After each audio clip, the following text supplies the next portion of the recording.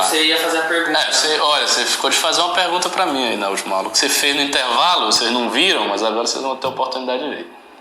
Então eu queria saber como que um regime tão diferente, tão autoritário, que menospreza o indivíduo em relação ao Estado, faz com que ele e o Estado sejam uma coisa só, tirando a liberdade individual do indivíduo dele, como que eles conseguiram convencer as pessoas que isso era algo bom, isso era algo interessante para eles e até algo viável para o país como um todo? É uma bela pergunta, mas vocês vejam como é engraçado como as pessoas falam quando elas estão sendo gravadas. Ele me fez essa mesma pergunta em 2 frases. Aqui ele deu uma frase longa, elaborada, muito bonita, viu? Estado, papapá. Eu imagino que vocês tenham a mesma impressão, e eu quando falo gravado também é meio assim. Mas então, cara, o que acontece? A gente tem que entender o clima político da época.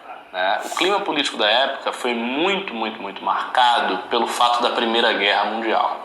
E como é que é a atmosfera de uma guerra? O sujeito que é o soldado que está lá na guerra, como é que é? Ele tem que lutar para sobreviver, ele obedece ordens que são inquestionáveis. O cara manda, faça isso, acabou. Não vai teorizar, vamos fazer aqui um debate democrático com um general, se eu vou para lá, eu vou para lá. Não é assim.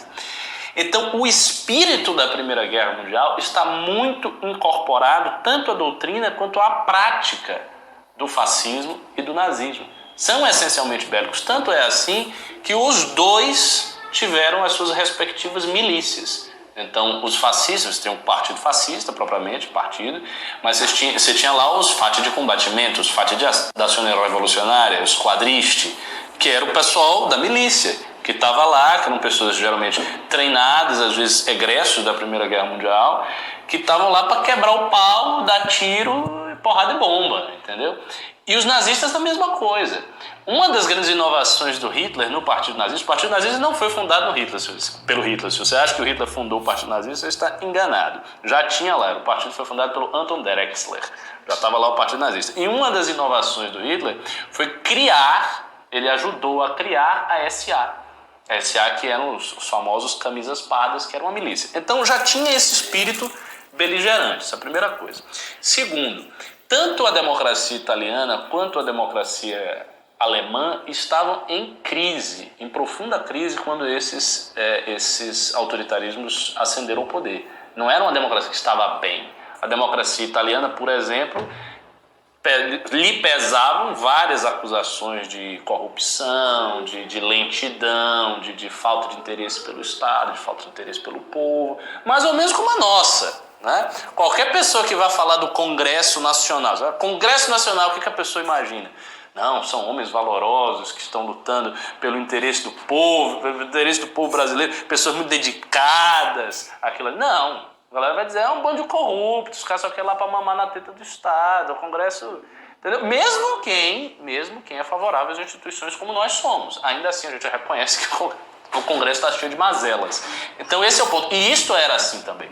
O Congresso italiano era assim. O Giolitti era acusado de corrupção. Era o cara que meio que o manda-chuva, o Rodrigo Maia do Congresso italiano. A República de Weimar, bom, nem precisa falar. A República de Weimar, o que teve de problema na República de Weimar não está no gibi. Isso, no caso da Alemanha, ainda teve a Grande Depressão em 1929, depois quando houve a Primeira Guerra, hiperinflação, vários problemas, medidas de arroxo. Teve medidas de arroxo na República de Weimar. Tinha um ministro lá, cujo nome agora não me lembro de cor, mas ele foi chamado de ministro da fome. Porque ele fez uma política tão ortodoxa, ele apertou tanto para a Alemanha passar por todas essas turbulências econômicas, que a galera chamava o cara de ministro da fome. Então não era uma coisa muito popular. Não era muito popular. E é interessante, quando acontece a Grande Depressão em 29, em 30, o Partido Nazista faz assim, tum! Ele salta no Reichstag, no parlamento alemão. Um bocado de gente, muito mais cadeira. E o comunista também. Ou seja, os dois partidos extremados, o nazista e o comunista, saltam dentro do parlamento e os partidos mais tradicionais reduzem. Por quê? Caso de turbulência. Então, esse contexto todo faz com que a coisa se tornasse mais verossímil. Eu vou abordar esse ponto quando eu for falar a respeito da trajetória do fascismo, da trajetória do nazismo. Como é que eles chegaram ao poder? Porque, como você falou, às vezes fica parecendo que é uma coisa assim absurda, né? Você olha, não, mas essa doutrina aqui, que maluquice, não tem sentido. Agora, o que eu falei da doutrina mussoliniana, eu nem acho que é uma coisa assim que não tem sentido. Tem sentido se a gente abandona os pressupostos do liberalismo.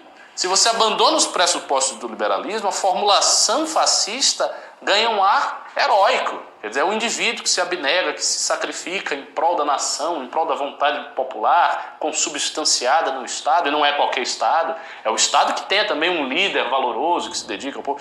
Então, a coisa meio que muda. E assim, o nacionalismo é a força política mais poderosa, a meu ver, do século XIX para cá. Não tem força política mais poderosa do que o nacionalismo. Extremamente poderosa, extremamente poderosa. Foi o nacionalismo que fez a unificação italiana, que fez a unificação alemã, foi o nacionalismo que fez os povos resistirem à invasão napoleônica no início do século XIX. É o nacionalismo que transformou o socialismo soviético num socialismo de um só país, em Stalin. O nacionalismo pervade muita coisa, o nacionalismo de Portugal, na Espanha, e por aí vai. Mas, enfim, eu já gastei bastante tempo nessa resposta, mas acho que foi uma resposta bem completa, e vou aqui, então, falar a respeito da doutrina nazista. A primeira coisa a ser dita a respeito da doutrina nazista é que ela se assemelha, em muitos pontos, a esses que eu levantei quando abordei o fascismo. Então, eu falei que o fascismo é anti-individualista, o nazismo também, que o fascismo... Aí a coisa muda, porque o fascismo espiritualista, isso não se aplica exatamente ao nazismo, a gente vai ver por quê. Falei que o fascismo apela à violência, justifica a violência, isso também no nazismo é o caso, que o fascismo apela ao mito, ele constrói certos mitos políticos para galvanizar a energia da população, isso também se aplica ao nazismo. E, finalmente, o fascismo rejeita, né, tanto o liberalismo quanto o comunismo, mesma coisa no nazismo. Então, se é o caso, então por que não dizer que o nazismo é uma variante do fascismo? O nazismo é simplesmente o fascismo na Alemanha. Por que não dizer isso? Porque tem certas coisas que aparecem no nazismo que são mais próprias a ele. E são justamente esses os pontos sobre os quais eu vou falar aqui nesta aula. Primeiro, os nazistas têm uma concepção muito forte de povo, de folk.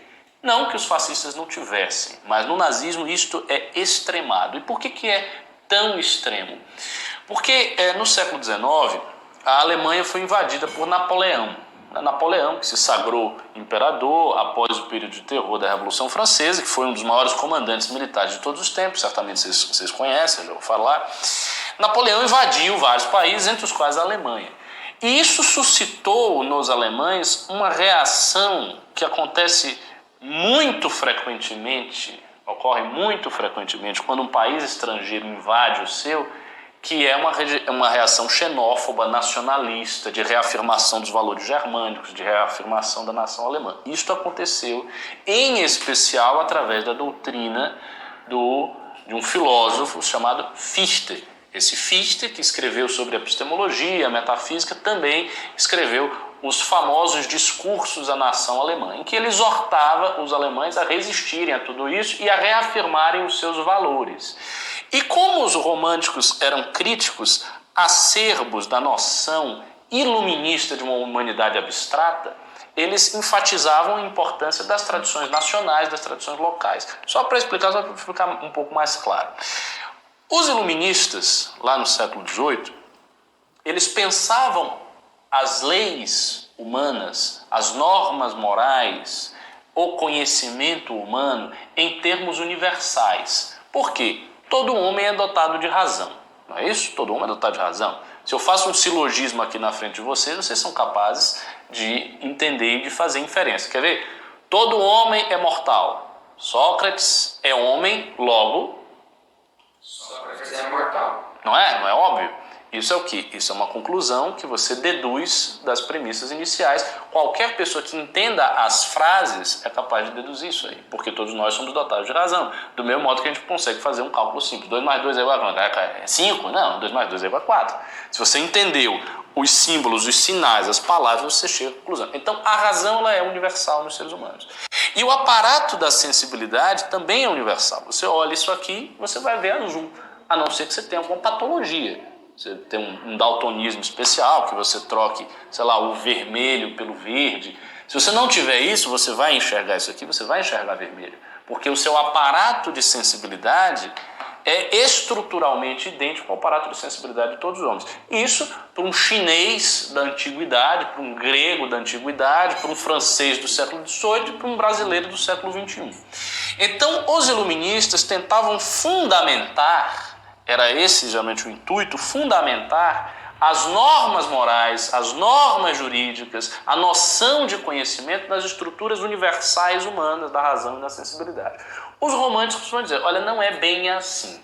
Embora nós tenhamos estruturas compartilhadas em comum, é preciso olhar a relevância das tradições culturais, da linguagem, das características do povo e por aí vai. Então, um chinês não pensa exatamente do jeito que um grego na antiguidade e que um francês do século XVIII.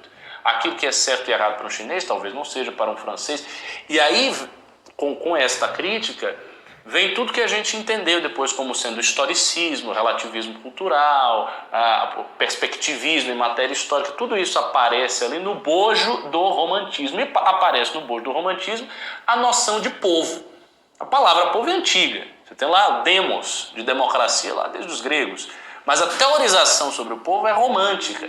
E isso vai se incorporar ao nazismo também. Então o nazismo vai enfatizar a singularidade, a especificidade do povo alemão. Até aí tudo bem, até aí não é antidemocrático. O problema é como ele vai fazer isso. De que maneira ele vai fazer isso.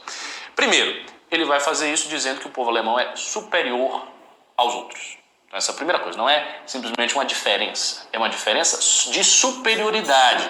Porque lá o Herder, do romantismo alemão, teórico do romantismo alemão, ele não vai dizer isso. Ele vai dizer que todos os povos têm a sua contribuição histórica e que o mundo é uma grande polissemia, uma grande sinfonia de vozes diferentes. Ou seja, é uma concepção em que você não hierarquiza, você diz, não, este é superior, este é inferior. É isso que os nazistas vão dizer. E mais do que isso, eles não vão fundamentar a noção de povo deles. Não é na linguagem, não é na tradição, não é na história comum. Tudo isso é importante, mas por detrás de tudo isso existe a comunhão de sangue da raça. Então existe um povo que é superior e esse povo é uma raça que é superior. E essa raça é a ariana, portanto a ariana tem predominância sobre as outras. Vai piorar um pouco mais, a coisa vai ficar um pouco mais violenta. Como os nazistas também incorporam um darwinismo social vulgarizado, que não é exatamente o darwinismo de Darwin, é o darwinismo vulgarizado. O que eles vão dizer? Eles vão dizer que os povos que dominam os outros são os povos que se adaptam melhor.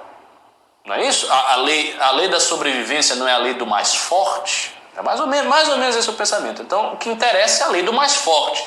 Quem tem a força e acabou. Isso é sinal de que ele foi selecionado biologicamente. Se isso se aplica para as espécies que sobrevivem na natureza, isso também se aplicaria para as etnias, para as raças, para os povos. E é exatamente o que eles vão fazer. Então eles vão juntar a noção romântica de povo, fundamentar ela numa ideia de hierarquia, fundamentar a hierarquia numa ideia racial e fundamentar a ideia racial numa seleção natural por meio da dominância de um pelo outro.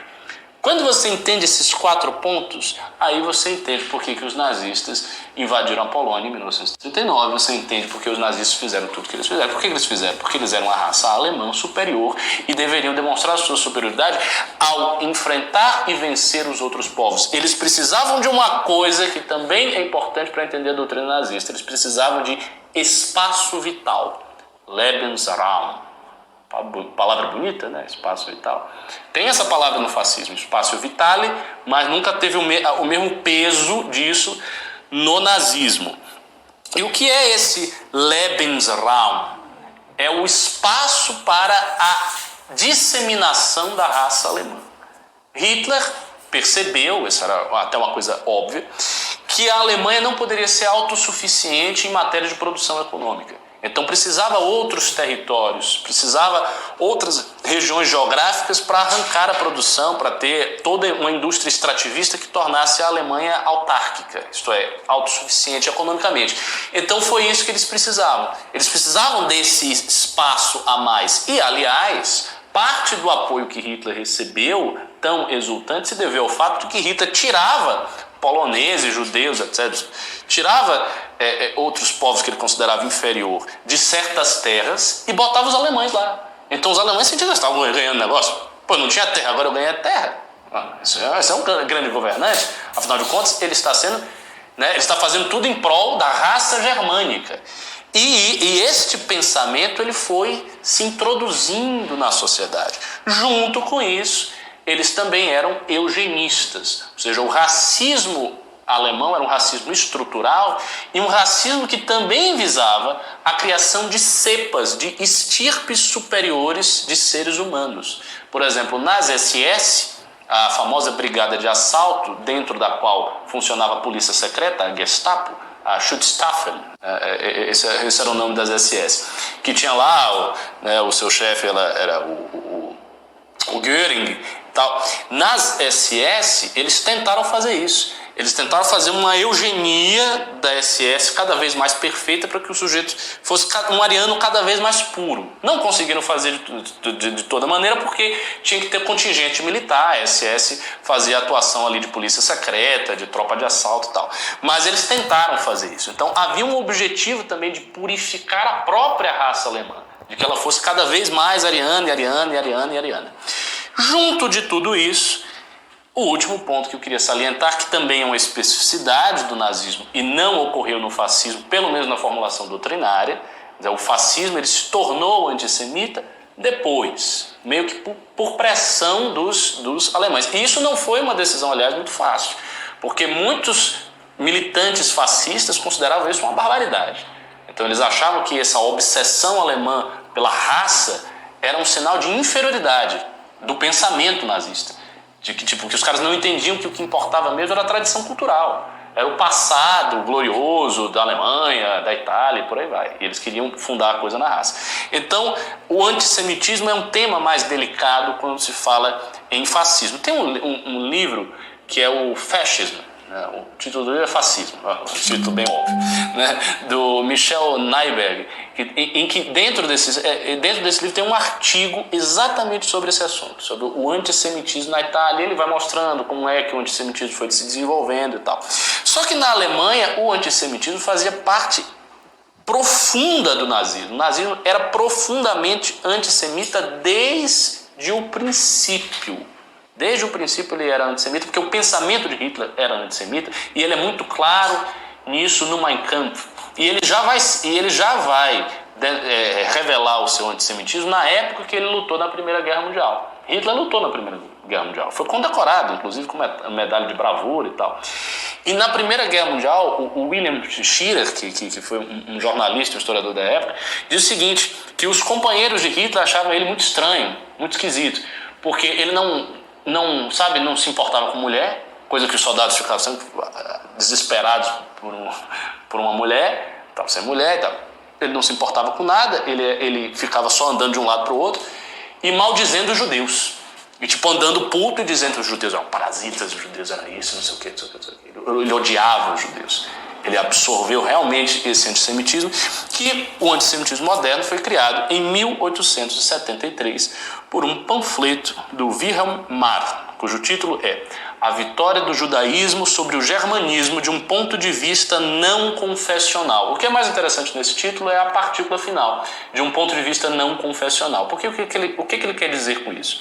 O antissemitismo não é uma invenção dos nazistas. O antissemitismo é uma realidade histórica de longeva data. Né? Só que o antissemitismo tradicional se calcava na ideia de que o povo judeu deu causa à morte de Jesus Cristo e que o povo judeu rechaçava Jesus Cristo como verdadeiro Messias. Então havia ali um elemento primeiramente religioso, um segundo elemento econômico, porque como os judeus estavam alijados da atividade produtiva de serem senhores feudais. Você não tinha senhores feudais na cristandade que eram judeus. Então eles estavam fora da estrutura de dominância política, eles se tornaram o quê? Mercadores, banqueiros. Então eles entraram no setor financista, que cresceu muito no final da Idade Média. Então você tinha vários senhores feudais que se endividavam com o judeu. E aí surge a figura do banqueiro judeu, do financista judeu, ganancioso pra cacete, que tá lá com a corda no pescoço. Muitos senhores feudais matavam judeus de revolta porque estavam endividados e tal. Isso é o antissemitismo tradicional. Mas neste panfleto do Wilhelmar vai surgir o antissemitismo moderno, que é baseado em questões raciais. Ou seja, o que ele vai dizer? Ele vai dizer: a raça judaica está nos vencendo. Ela está dominando a Alemanha por dentro, como se fosse um parasita, um cancro, que era assim que Hitler pensava. E as evidências que Hitler levantava é que tinha realmente judeus que eram poderosos, eram ricos, eram pessoas importantes na sociedade, mas não eram todos. Muitos judeus eram simplesmente classe média. Você tinha judeus pobres na Alemanha, e mais do que isso, os judeus eram assimilados à cultura alemã. Eles não eram desassimilados, não formavam um gueto de cultura estritamente judaico-ortodoxa. Não, eles eram cidadãos alemães muito bem assimilados. Em todo caso, o nazismo vai impor isso como doutrina. Em 1935 tem a extremamente famigerada lei de Nuremberg. São duas leis, vou citar uma só por conta do tempo. A lei para a proteção do sangue alemão e honra alemã. Essa lei foi promulgada em 1935, já na vigência do Reich, e basicamente ela proibiu o casamento entre judeus e alemães. Então ela estava sedimentando, colocando um carimbo na doutrina antissemita que eu citei. E por fim, cabe citar aqui o culto ao líder. Aí uma pergunta que logo ocorrerá a um ouvinte atento às nossas aulas é: mas não tinha culto ao líder no fascismo? Não, tinha. Mas o culto ao líder no nazismo foi levado a extremos que deixa a gente realmente boquiaberto. E só para ilustrar o ponto em que chegou o culto à figura de Hitler, que era algo doutrinário, eu vou citar um livro que não foi um livro de propaganda, não foi um panfleto. É um livro de direito em que se trazia a definição da autoridade do líder, né? Da órbita da autoridade do líder. Um livro de direito, cujo título é Lei Constitucional do Grande Reich Alemão, de Ernst Huber. Ouçam a citação, que essa citação é assustadora. A autoridade do líder é total e todo abrangente. Dentro dela fundem-se todos os recursos disponíveis do corpo político. Ela cobre cada faceta da vida do povo, abrange todos os membros da comunidade alemã comprometidos em lealdade e obediência ao líder. A autoridade do líder não está sujeita a supervisões ou controles. Não é restringida por reservas privadas de direitos individuais ciosamente guardadas. Ela é livre e independente, avassaladora e desagrilhoada. Esses são os termos em que Ernst Huber fala da autoridade do líder na Alemanha nazista. E com esta citação, encerro essa aula. Nas próximas nós vamos falar da trajetória histórica desses dois regimes. Ou seja, nós apresentamos a doutrina fascista, a doutrina nazista, os pontos peculiares do nazismo, que são o Volks, a ideia do povo alemão baseado na raça, baseado na eugenia, baseado na noção de superioridade, o antissemitismo extremado dos nazistas, o culto ao líder extremado com essa última citação. E nas duas próximas aulas eu vou falar a respeito de como estes regimes subiram ao poder. Não vou estar aqui resumindo todos os detalhes históricos da participação deles no poder, porque é muita coisa, mas eu vou mostrar como eles subiram, como foi possível que isso tivesse acontecido. Até a próxima aula.